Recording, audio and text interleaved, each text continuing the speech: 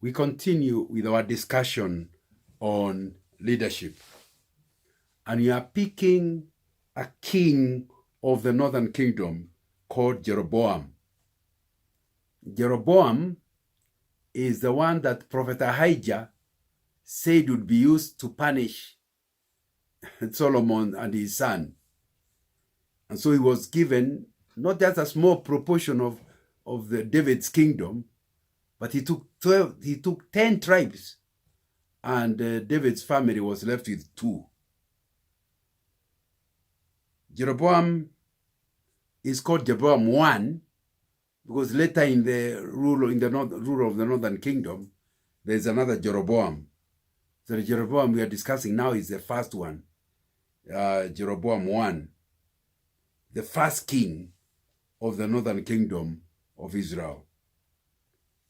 And of course, he is ruling, like I've just said, 12 tribes of Israel. The Bible actually does record his rise to power, and we can see it in 1 Kings chapter 11. And he ruled for quite a while. He ruled for 22 years, from 930 to 909 BC. Please understand that this guy is not part of Davidic line. He has nothing to do with the lineage. He's not even from the tribe of Judah. How do you meet him? We meet him as one of the employees of King Solomon. In fact, he is an administrator, very effective and efficient administrator in Solomon's administration. But he ended up rebelling, maybe when he learned about the things God may have had in store for him, and that the Lord had promised to make him a dynasty as long-lasting as David's, so long as he was obedient to God's work. Maybe that's what made him start behaving funny, and Solomon, in the process, removed him from his office, and he ran away. You know, all that this one is teaching us is that when God wants you to a position, he creates circumstances that finally put you into power. And that's what happened with this guy. God had determined to help him. So, in the process, Rehoboam, the son of King Solomon, does things that easily make people unhappy with him. So taking over becomes easy. And it's important to understand that you are not on your own. God is in charge of your life. You're asking, how will I ever get a promotion? How will I ever become a bigger leader than I am? Just do the right thing. Like Prophet Ahijah told Jeroboam, be obedient to God. Do things in your small area. Do the right things in the right way to God's glory. And you'll see he will create circumstances that get you to where he wants you to be. Jeroboam's reign was supposed to really talk to David's family. Because you see, they were supposed to be in charge of the whole of Israel, but because of their misbehavior, God wanted to punish them by handing over 10 tribes to Jeroboam. And that in the process, he was splintering the kingdom, so that the kingdom, the kings of in the Davidic line will not be removed totally. They will still be in charge of 2 of the tribes. And for them, they stay in Jerusalem. The northern kingdom had to look for where to set up its throne. You know, Jeroboam, instead of listening to the prophet who had told him that God wanted to make him king, decided to disobey God. And throughout the books of 1 Kings and 2 Kings, Chronicles, each of the king is said to be as sinful as Jeroboam. In other words, he was the one who set how evil you can be. the one who made Israel sin and the one who was the most sinful. So his children will be told, or people who came to rule after us will be told, they sinned like Jeroboam. What a legacy to have. So rather than being blessed, his reign actually became a blot on Israel's history, and his family was actually cursed. I hope you are not going to be remembered like that. That whenever people are talking about a new manager, a new ruler, a new leader, they, hey, I hope you will not be as bad as Kongang or whatever your name is. In other words, you are so bad, you are such a failure, you set actually a record. That's what Jeroboam actually did. And it will be important that you know that that could happen if you are not careful in 3 ways. Number 1, in understanding that you are not in leadership for yourself. You are in leadership for the sake of the group, for the sake of the organization, for the sake of the nation. Keep reminding yourself that. Number 2, that you doing good is not what did I get in it. It is what did the people get out of the project or the things I actually did. And then number 3 is what I'm doing honoring God. Those are 3 questions that will help you not to leave a bad legacy. You know, near the end of Jeroboam's rule, God spoke to him through Ahijah again, second time. But this time, he delivered one of the strongest rebukes in the Bible. We read it in 1 Kings chapter 14, verse 9. You have done more evil than all who lived before you, is what was declared by the prophet. My friend, is that likely to be what is the way to describe you? You know, God may have promised many things to Jeroboam, but the same prophet that brought the promise now comes to declare that promise will not be kept. God is not at your beck and call to feel like, what can God do? He has no alternative. He has to use me. No. He has no limitations. And I think it will be important for you to understand that God is not bound to keep his promise if you do not keep the condition of the promise. For you to experience God's blessings, it will be important that you also are obedient to God. And I think that you need to ask yourself, in which way are you want a certain promise, but you don't want to keep to the conditions? That will not be very good for you. You know, between 1 Kings and 2 Chronicles, there's a lot we can gather about this Jeroboam 1. You know, we learned that this Jeroboam abandoned the Torah. The Torah are the 5 books. The first 5 books were of the Bible that were already in use. Moses left them as a policy document for running of Israel as a nation. So they are available. But Jeroboam decides to abandon it and set in motion the eventual fall of the North Kingdom to the Assyrians. In other words, because of what he does, everything now has been set for them to go for exile. But some Bible scholars argue Jeroboam contemporaries likely would have seen his discretion as a return to tradition. In other words, this commentator is saying that one of the reasons why Jeroboam may have decided not to obey God is because they had a culture, they had a history. And he felt like, I would rather stay with my culture, my traditions, than do the new things God is saying. What God is telling me to do is not in line with my history, with my ancestors. Even that is not a very wise thing.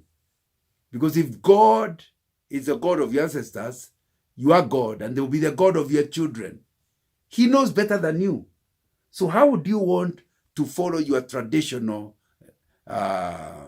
ways when you have a God who knows the future? That's why ancestral worship is a problem. Oh, I can't do that. If I do that, I will have kirumi, I will have chira, I will have a curse. No. That curse may have been determined by your ancestors. But if you continue doing the things the way your ancestors, then obviously you cannot rise beyond their level. You need to listen to God, who doesn't tie you to the past. He has a future that may not necessarily be like the present. So the desire to return to traditions against God's better judgment and instructions will act as a distraction from your realizing the potential God has given you. And I think that's one of the things we learn about Jeroboam. He knew what God wanted. He still went the wrong way. One of the few background details the Bible gives us about this guy called Jeroboam is that he was an Ephraimite, or from the tribe of Ephraim. You remember that Ephraim was one of the two sons of Joseph back in Egypt. When Israel split into two kingdoms, Jeroboam established his regal quarters in Shechem.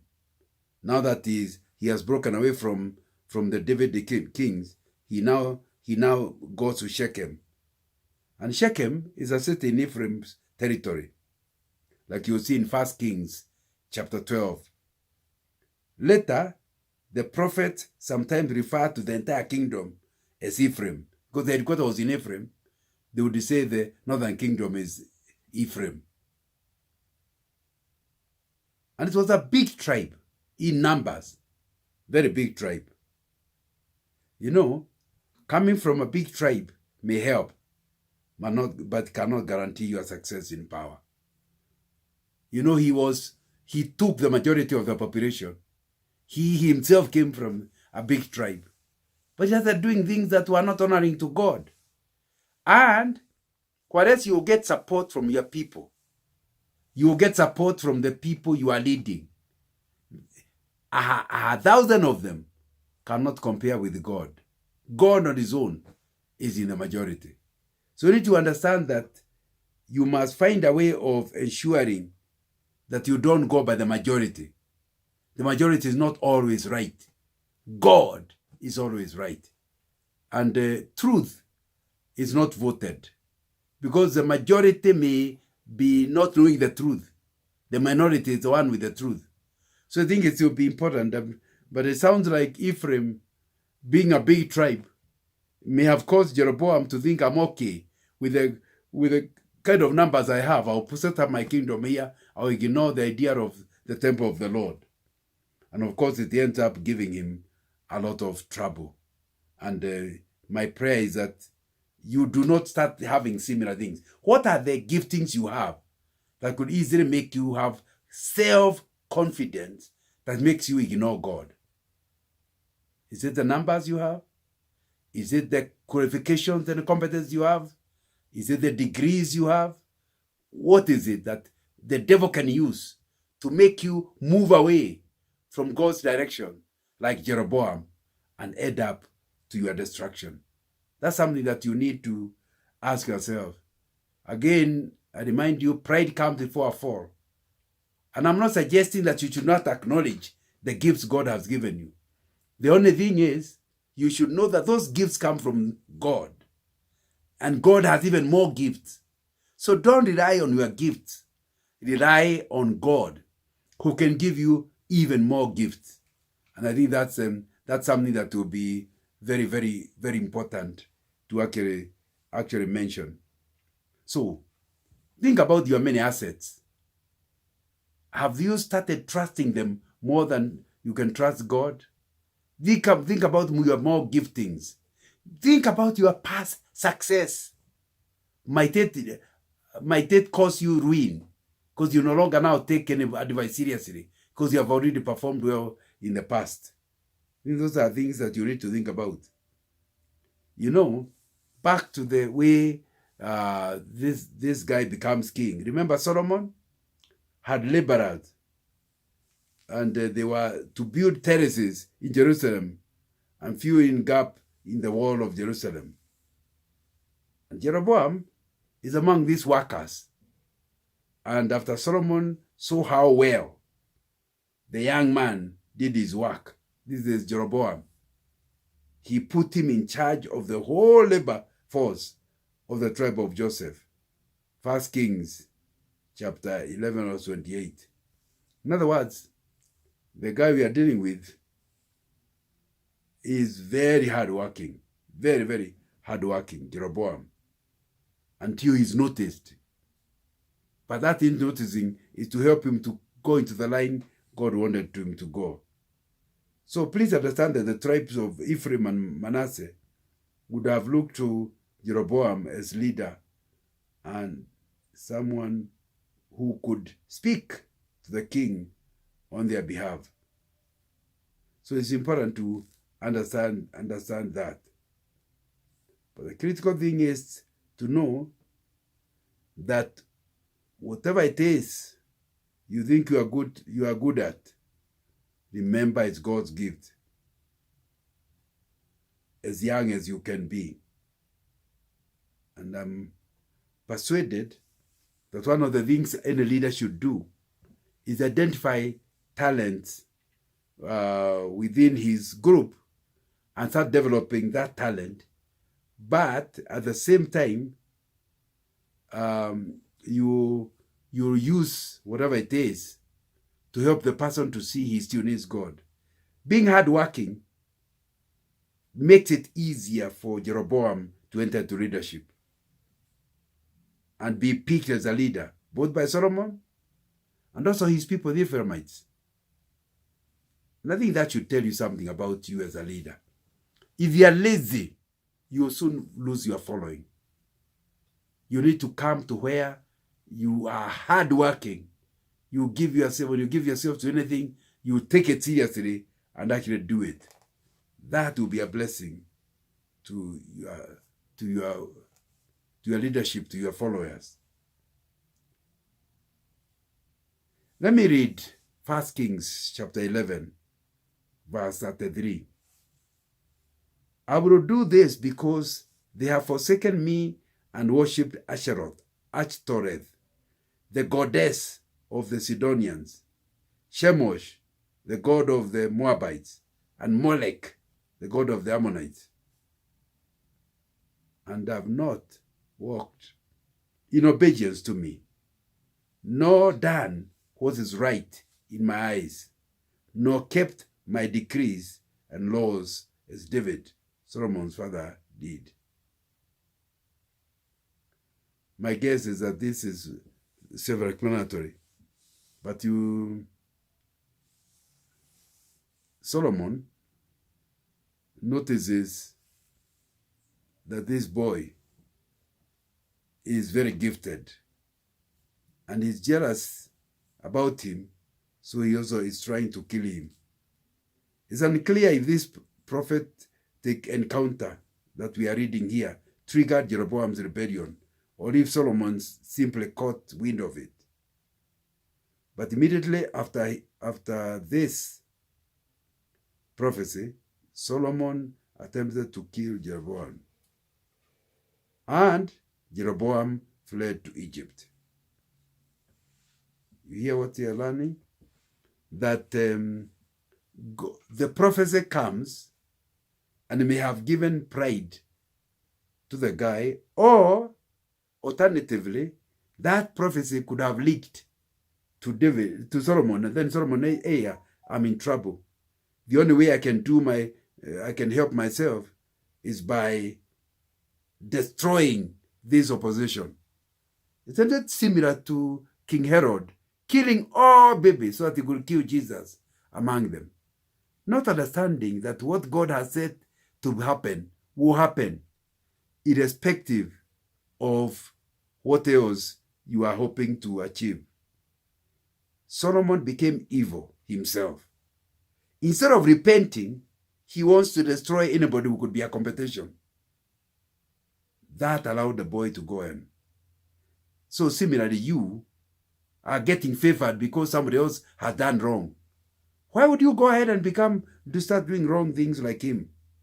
When someone died, his son Jeroboam became king, and Jeroboam went with representatives of the northern tribes to ask Jeroboam to lighten the load of their father. That tells you that Solomon was really taxing them heavily. They were claiming Solomon had placed a heavy yoke on them. You know what happened? Ignoring his advisors, he heeded the advice of his peers, young people. So Rehoboam decided he would double the attacks. An insult, they call it putting salt in an injury, so that the man is in greater pain. You know how he put it? Very bad language. My father made you a yoke heavy. I'll make it even heavier. My father scourged you with whips. I'll scourge you with scorpions. 1 Kings chapter 12. When Rehoboam sent someone to enforce this new, heavier tax burden, then I stoned him to death. Fed up with the power-tripping kings from David's line, then I was trying to declare Jeroboam their king, leaving Rehoboam to rule the tribes of Judah and Benjamin. So you see how it happened? So Jeroboam is a beneficiary of Solomon's evil actions and a beneficiary of Rehoboam's foolishness. And that's how he finally becomes a king. Now, we are not suggesting he was manipulative. God created circumstances so that his will would be done. But I think it should just teach us about the importance of thinking about the things God has given you and how you are using them, so that in the end, you don't become like Solomon or become like Rehoboam. I think both of them, for God, they were stewards, managing what belonged to God. And I think that's what really made them go off the wrong way. You know, as the new king, Jeroboam had some problems threatening his ability to rule. God made him king in order to draw the Israelites back to himself. Solomon had led them astray. But God's dwelling place was still in Jerusalem. And the Israelites were accustomed to offer sacrifice there. Israel's identity and faith was tied to a city which was no longer part of Jeroboam's kingdom. So what does he decide? I can't go there. I'll establish a new capital. Being from the tribe of Ephraim, Jeroboam naturally sought to rule his kingdom from his people. He fortified the city of Tirzah in Shechem and lived there. Then built the city of Peniel, which was in the territory belonging to the tribe of Manasseh. Scholars debate whether this meant Jeroboam established two capitals, one on each side of the Jordan River, but Shechem was the primary base for operations. You know, he can see a Marula, but this Jerusalem issue is disturbing me. How can you put it? Self-confidence could lead to insecurity that leads you away from trusting in God. He thought he's bright enough to know how to organize. Instead of following God's instructions, he thought he can be bright enough, create a new place. These people have nothing to do with Jerusalem. They have nothing to do with the Davidic kings. So what does he do? Since the worship of God is in Jerusalem, he decides to create a calf and ask his people to worship it. Jeroboam worried that if the northern Israelites continued making sacrifices in the temple of Jerusalem, they would turn against him. So after seeking advice, he brought back a familiar form of worship, the golden calf. We hear, first of all, here the golden calf in Exodus 20:21. Because that went so well the first time in Exodus that 2, why not try it again? To ensure everyone in the northern kingdom had access to a place of worship, Jeroboam made 2 golden calves, even not one. One in Bethel, right to the southern side of his kingdom. One in Dan. And I think that is something that was clever of him. So you can see what he has done is good. But it's out of line with the scriptures. It's out of line with God's instructions. How many wise things do we do? Wise, but spiritually wrong. There will be consequences. Not to worship the one who has given you power and create a calf to worship. It's really a high level of foolishness. It may be political correctness, but it's still foolishness. You know, he appointed his own priest, Stephen. Can you imagine? Are you aware that some leadership positions go by the giftings of a person? You can't force, like now, priests are leaders. He forced people who are not Levites to become priests. And he said, you are just as priest and much a priest as another. Please understand, some leadership positions are not just for anybody. There are people with gifts for them. For example, if you want a pastor, you can't pick somebody because he's a very gifted leader to become the pastor of the church. He first of all must be born again. He must have got the call of God. Why is it you are using people on the basis of competence, not on the basis of appropriateness? You know, the truth is, all the descendants of Jeroboam were all wiped out. Jeroboam's rise to power began with a promise of God, but it was conditioned on obeying God. He would have a dynasty, just like David. In part motivated by his desire to retain power, they amounted to a deviation from God's commands, the things that he was actually doing. So the wife, finally, is the one used and told, speaking to Jeroboam's wife, the prophet Ahijah, raised a sharp rebuke from God. You know, your spouse may be used by God to either correct you or even announce your destruction. Don't ignore, because you see, your spouse loves you. So you cannot ignore what they are telling you. And God can use them to be of help to you. And it's important to think about them. You know, Jeroboam's sin did not just affect his generation. It went with the several kings after that until they all went into exile. You know, a leader can initiate what will destroy the whole organization, the whole kingdom. That's what Jeroboam did. What is Jeroboam's legacy, if we want to ask ourselves? Everyone leaves a legacy. The only question is it good or bad? Legacy for Jeroboam is no other king was as bad as him, or so-and-so was as bad as Jeroboam. That's a legacy. You know, why not opt to set a good record that others will strive to achieve, rather than believe a bad legacy? And I think it will be very important to ask yourself whether that's what you are. So what do we learn about Jeroboam? First, that although he's trying to manipulate his way after he becomes a leader, his becoming a leader is orchestrated by God himself. And similarly, we also must know that God, in his own wisdom, knows how to get us to positions. Do not kill in order to get a position. Do not manipulate in order to get a position. Do not lie to get a position. God can get you there. I think the second thing is, if God has gotten you there, he's also able to keep you there. Don't start cutting corners, doing wrong things now that you're in power. Thank you very much.